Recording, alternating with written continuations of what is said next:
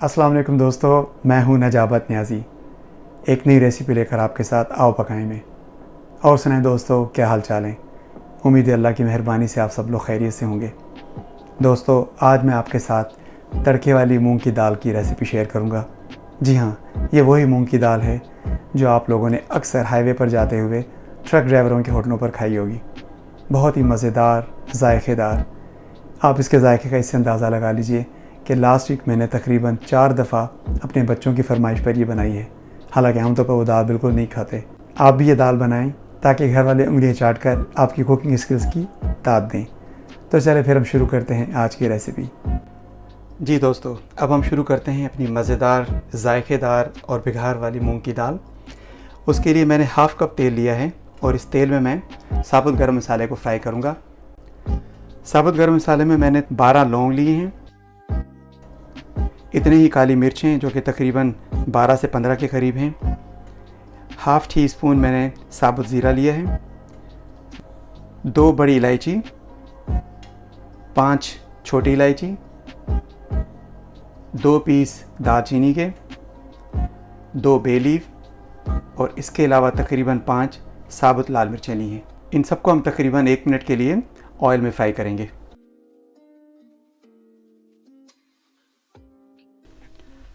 मैंने 2 चम्मच लहसुन और अदरक का पेस्ट लिया है। अब मैं इसको गरम मसाले में डाल के 1 मिनट के लिए फ्राई करूँगा। 1 मिनट लहसुन और अदरक को फ्राई करने के बाद अब मैं इसमें प्याज डालूँगा। मैंने 3 मीडियम साइज़ के प्याज लिए हैं और इनको मैंने चॉप कर दिया है। पहले तो मैं सोच रहा था कि मैं आपके सामने चॉप करूँगा, फिर मैंने सोचा कि क्या मैं प्याज छीलते हुए आपके सामने आंसू बहाऊँ। तो ये मैंने बारीक बारीक चॉप कर दिए हैं। आप चाहें तो बारीक काट सकते हैं या फिर आप चॉपर में डाल के चॉप कर लें।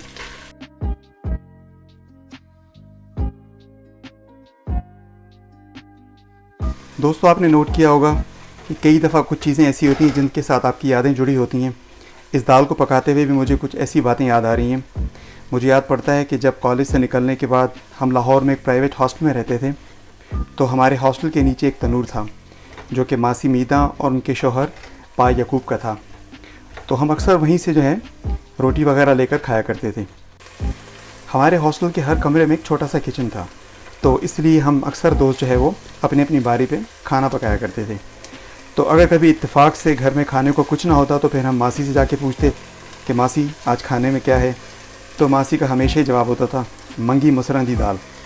तो फिर हम भी बस मासी से मंगी मसरन की दाल लेकर वहीं तनूर में उनके पास बैठकर खाना खाया करते थे। वो हमें गर्मा गर्म तनूर की रोटी देती थी और साथ साथ मोहल्ले की जो है वो बातें भी करती थी।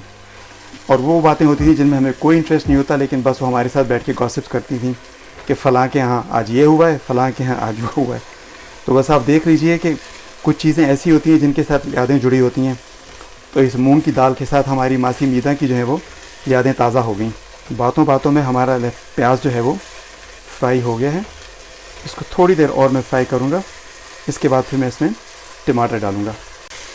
मुझे लगता है मेरा ये चूल्हा जो है बगावत पे उतरा हुआ है, क्योंकि इसकी जो आंच है वो इतनी तेज़ है नहीं।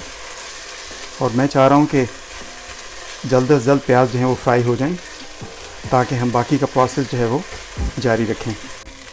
जी जनाब, बिलाखिर प्याज इस हद तक फ्राई हो गए हैं। अब मैं इनमें टमाटर डालूँगा। प्याज की तरह टमाटर भी मैंने 3 अदद लिए हैं और तीनों बड़े साइज़ के टमाटर थे जिनको मैंने छोटा छोटा काट लिया है। आप भी सोच रहे होंगे कि आज तो मैंने 3 का पहाड़ा लगा लिए, 3 प्याज 3 टमाटर। तो वही सीधी सी बात है, पहाड़ों में 2 के बाद सबसे आसान 3 ही का तो होता है। तो फिर क्यों ना हम 3 की गर्दान जो है वो अपने खानों में भी लगाएं।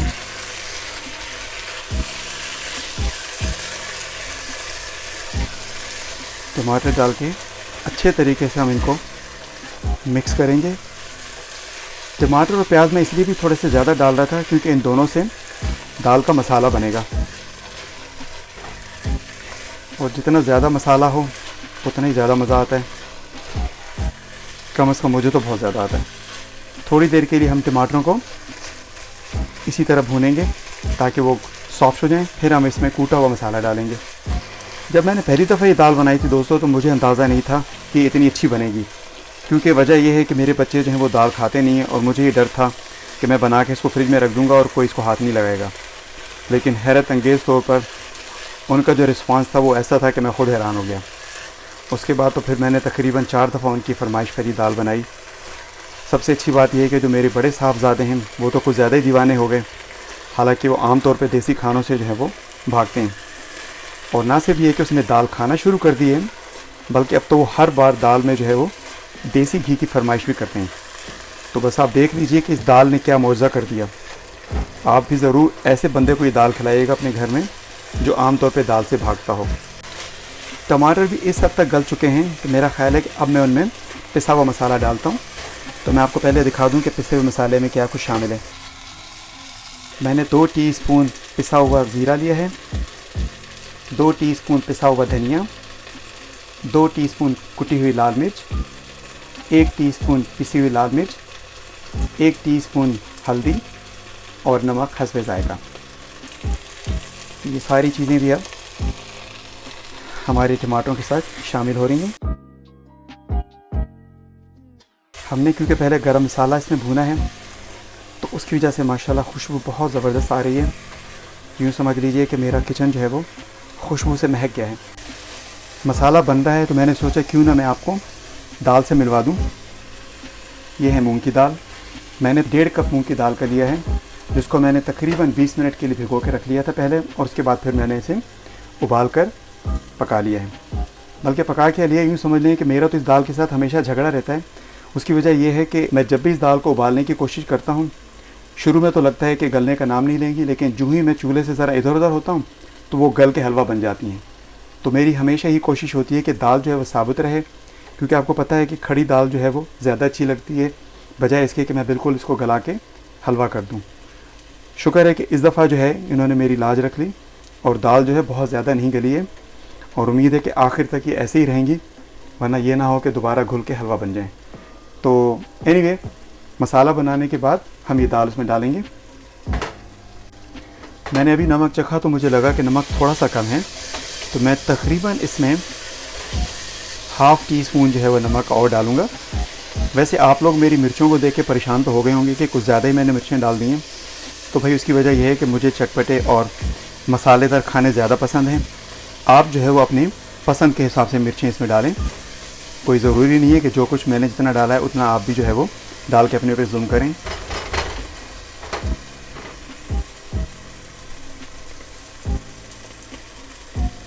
ये मैं ½ चम्मच जो है वो नमक का इसमें डाल रहा हूँ। मैं इसमें थोड़ा सा पानी डालने लगा हूँ ताकि मसाला जो है वो फ्राई होने के दौरान जलने ना लग जाए। जी जनाब, मसाला तैयार है और दाल उसमें जाने को बेकरार है। अब हम इसमें सुपर स्टार दाल को डालेंगे। ये देखिए, दाल डालने के बाद हम इसको तकरीबन 5 मिनट जो है वो पकाएंगे। पकाना क्या, बल्कि इसको हम एक तरह से फ्राई करेंगे, क्योंकि दाल तो ऑलरेडी जो है वो गली हुई है। पहले से दाल गालने का ये फ़ायदा है कि आपका टाइम बच जाएगा। अगर आपको कुछ और काम करने हैं तो कम से कम आप ये टाइम बचाकर वो काम कर सकते हैं।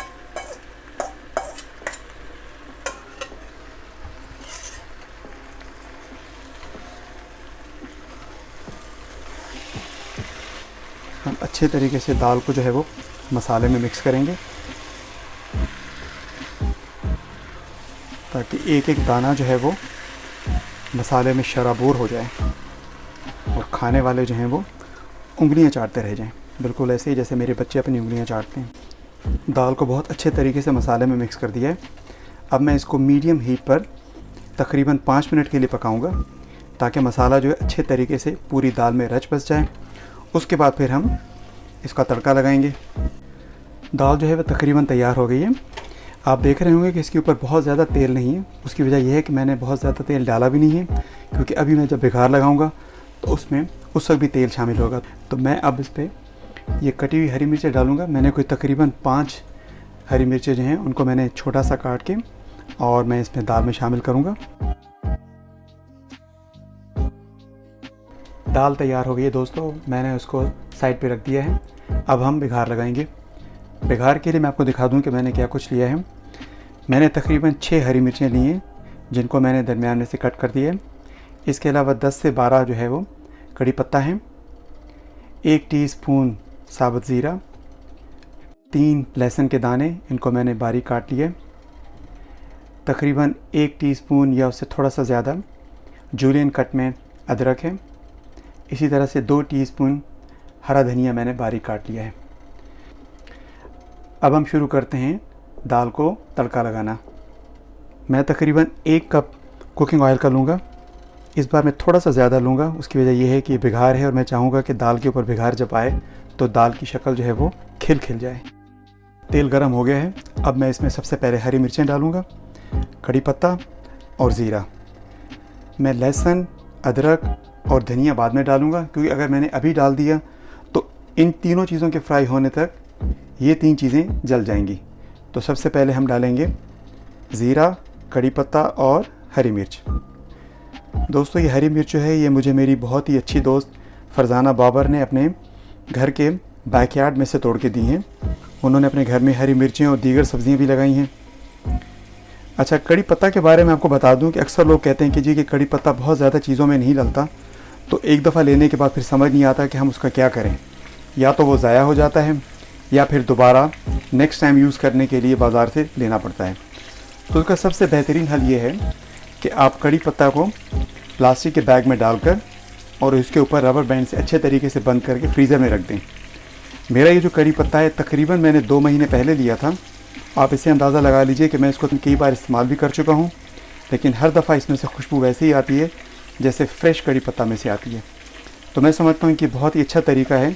इस तरह से आपके पैसे भी बच जाएंगे और बार बार बाज़ार के चक्कर भी बच जाएंगे। हम थोड़ी देर के लिए इन 3 चीज़ों को फ्राई करेंगे। इसके बाद फिर हम बाकी 3 चीज़ें डाल के उनको भी फ्राई करके दाल को तड़का लगाएंगे। हरी मिर्च और ज़ीरा इस हद तक फ्राई हो गए हैं। अब मैं इनमें बाकी के 3 अज्जा डाल के उनको भी फ्राई कर दूं। लहसुन और कड़ी पत्ता की वजह से माशाल्लाह बहुत अच्छी खुशबू आ रही है। सही मानों में बिगार या तड़का कह लें, उसका मज़ा आ रहा है। जी जनाब, बिगार तैयार है। अब हम इसको दाल पे लगाएंगे।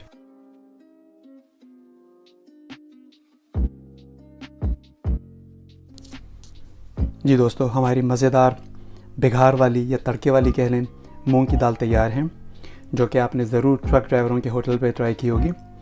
मैं भी ज़रा ट्राई करके देखूं कि इसका फ्लेवर कैसा है। बहुत ज़बरदस्त, एक एक चीज़ परफेक्ट, ना मिर्चें बहुत ज़्यादा हैं ना ही नमक कम है। आप भी ज़रूर ट्राई कीजिएगा, बहुत मज़े की बनी है। दोस्तों, हमारी मूंग की दाल तैयार है, माशाल्लाह बहुत अच्छी बनी है। आप इसको कचूंबर और ज़ीरे वाली दही के साथ सर्व कीजिए, या अगर आप चाहें तो अचार के साथ भी सर्व कर सकते हैं। इसे आप नान, पराठा, रोटी और चावलों के साथ भी खा सकते हैं। और मेरे बेटे की तरह अगर आप चाहें तो इसके ऊपर देसी घी भी डाल सकते हैं। बहुत अच्छी बनी है। अगर आपको रेसिपी पसंद आए तो अपने दोस्तों के साथ ज़रूर शेयर कीजिएगा। मेरे चैनल को लाइक, सब्सक्राइब और शेयर ज़रूर कीजिए। इंशाल्लाह नई रेसिपी लेकर आपसे दोबारा मुलाकात होगी। तब तक के लिए इजाज़त दीजिए। अल्लाह हाफ़िज़।